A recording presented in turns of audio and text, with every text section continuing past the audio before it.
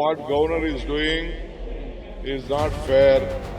He should allow the single largest party to form the government. Even at the time of Atal Bihari Vajpayee also, the permission was given 13 days or something. He was there as the Prime Minister.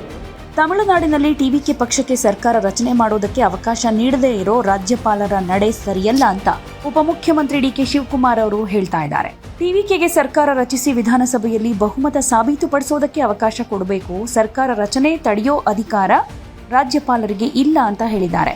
ಕರ್ನಾಟಕದಲ್ಲೂ ಇದೇ ರೀತಿಯಲ್ಲಿ BS ಯಡಿಯೂರಪ್ಪನವರಿಗೆ ಸರ್ಕಾರ ರಚಿಸೋದಕ್ಕೆ ಅವಕಾಶ ಕೊಡಲಾಗಿತ್ತು. ಹೆಚ್ಚು ಸ್ಥಾನಗಳನ್ನು ಗೆದ್ದ ಪಕ್ಷಗಳಿಗೆ ಸರ್ಕಾರ ರಚನೆಗೆ ಅವಕಾಶ ಕೊಟ್ಟಿದ್ದ ಉದಾಹರಣೆಗಳು ದೇಶದಲ್ಲಿ ಸಾಕಷ್ಟಿವೆ. ಅಟಲ್ ಬಿಹಾರಿ ವಾಜಪೇಯಿ ಅವರಿಗೂ ಬಹುಮತ ಸಾಬೀತುಪಡಿಸೋದಕ್ಕೆ ಅವಕಾಶ ಕೊಡಲಾಗಿತ್ತು. ಈಗ ಟಿವಿಕೆಗೆ ಆ ಅವಕಾಶ ನಿರಾಕರಿಸೋದು ತಪ್ಪು ಅಂತ ಹೇಳ್ತಾ ಇದ್ದಾರೆ. ಹಾಗೆ ರಾಜ್ಯದ ಜನಾಭಿಪ್ರಾಯಕ್ಕೆ ಗೌರವ ಕೊಡಬೇಕು.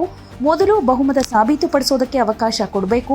ಬಹುಮತ ಸಾಬೀತಾಗದೇ ಇದ್ರೆ ನಂತರ ಬೇರೆ ಆಯ್ಕೆಗಳ ಬಗ್ಗೆ ಚರ್ಚೆ ಮಾಡಬಹುದು ಅಂತ ಹೇಳಿದ್ದಾರೆ. ಆದರೆ ಇಲ್ಲಿ ಒಂದಂತೂ ಆಶ್ಚರ್ಯ ಸಹಜವಾಗಿ ಎಲ್ರಿಗೂ. ಯಾಕಂದ್ರೆ ಈ ಹಿಂದೆ ಇದೇ DK ಶಿವಕುಮಾರ್ ಅವರು ಎಲೆಕ್ಷನ್ ಸಂದರ್ಭದಲ್ಲಿ ಟಿವಿಕೆ ಪಕ್ಷದ ಬಗ್ಗೆ, ವಿಜಯ್ ಅವ್ರ ಬಗ್ಗೆ ಸಾಕಷ್ಟು ಟೀಕೆ ಮಾಡಿದ್ರು. ಒಂದು ರೀತಿ ಅವಮಾನವಾಗೋ ರೀತಿಯಲ್ಲೇ ಮಾತನಾಡಿದ್ರು. ವಿಜಯ್ಗೆ ಮೆಚುರಿಟಿ ಇಲ್ಲ, ಟಿವಿಕೆ ಪಕ್ಷ ಗೆಲ್ಲೋದಿಲ್ಲ, DMK ಗೆಲ್ಲುತ್ತೆ ಅಂತ ಹೇಳಿದ್ರು.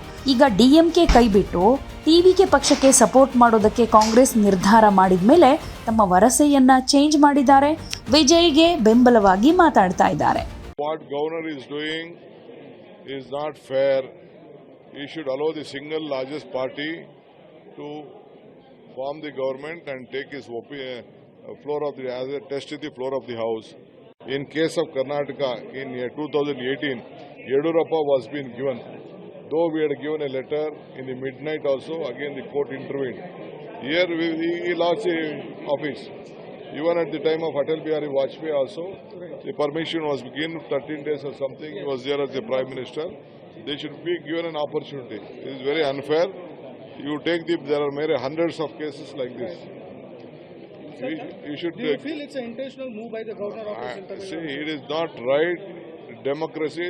You should look at the mandate of the people of the state. Then give him an opportunity. If he fails, then it's okay. Even by one vote, they have lost the confidence. Did not Vajpayee lose the confidence? So if he loses the confidence, definitely there will be a next option. Sir, violence in Nepal. ಯಾವುದೇ ಸುದ್ದಿಯ update ಅನ್ನ miss ಮಾಡ್ಕೊಳ್ಬಾರ್ದು ಅಂದ್ರೆ ಈಗ್ಲೇ one ಇಂಡಿಯಾವನ್ನ subscribe ಮಾಡಿ. ನಿಮಗೆ ಬೇಕಾದ ಭಾಷೆಯಲ್ಲಿ ಎಲ್ಲಾ ಸುದ್ದಿ ತಿಳಿಬೇಕು ಅಂದ್ರೆ ಒನ್ ಇಂಡಿಯಾ ಆಪ್ ಅನ್ನ ಡೌನ್ಲೋಡ್ ಮಾಡ್ಕೊಳ್ಳಿ.